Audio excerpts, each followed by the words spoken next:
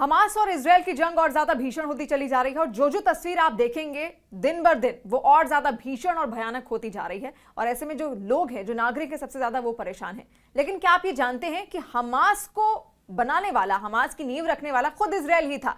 जो आज खुद उसके सिर का दर्द बना हुआ है वही हमास। ये चौंकाने वाला दावा जरूर है, लेकिन कई मीडिया रिपोर्ट्स के हिसाब से ये कहा जा रहा है कि इजरायल ने ही हमास का गठन किया था। जब फिलिस्तीन बना, फिलिस्तीन के बनने के बाद जब लगने लगा इजरायल को कि कहीं ना कहीं वो थोड़ा सा पीछे आ रहा है या डिप्लोमेटिकली कमजोर पड़ रहा है दुनिया के सामने, तो उस वक्त उसने हमास को बनाया और हमास में उसने कई सारे यंगस्टर्स जोड़े ताकि वो फॉल्स फ्लैग ऑपरेशन कर सके। यानी फॉल्स फ्लैग ऑपरेशन यानी हमास खुद ही इजरायल पर हमला करे और फिर इजरायल ये दावा करे कि देखो फिलिस्तीन ने हम पर हमला कर दिया। यानी उसको एक बहाना चाहिए था किसी भी तरीके से युद्ध को छेड़ने का, तो इस वजह से उसने हमास का गठन किया। हालांकि औपचारिक तौर पर अगर देखा जाए, आधिकारिक तौर पर, तो 1987 में उसका गठन अहम यासीन की ओर से किया गया था। लेकिन उससे पहले, कई साल पहले ही हमास एक तरीके से उसकी नींव रख दी गई थी, इजरायल नहीं। और इजरायल अब जो उसी के लिए सिरदर्द बना हुआ है, हमास, उसी हमास की हम बात कर रहे हैं। और इसी वजह से जंग और ज्यादा भीषण होती चली जा रही है, क्योंकि शुरुआती दिनों में दाना पानी, उसका जो बजट था वो भी निर्धारित किया जाता था इजरायल की ओर से।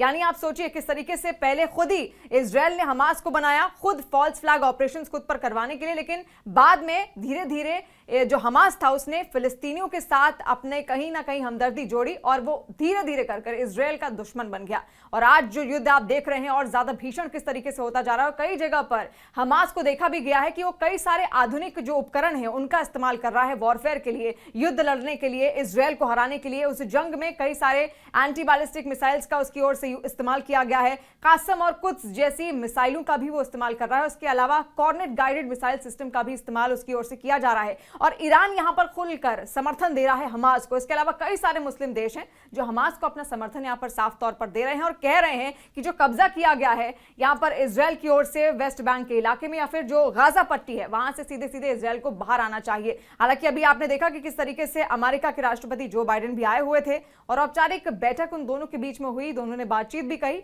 और उन्होंने भी अपना रुख साफ किया और कहा कि इजरायल को अमेरिका का पूरा समर्थन है, लेकिन ये वही हमास है जिसको खुद इजरायल ने ही कभी बनाया था।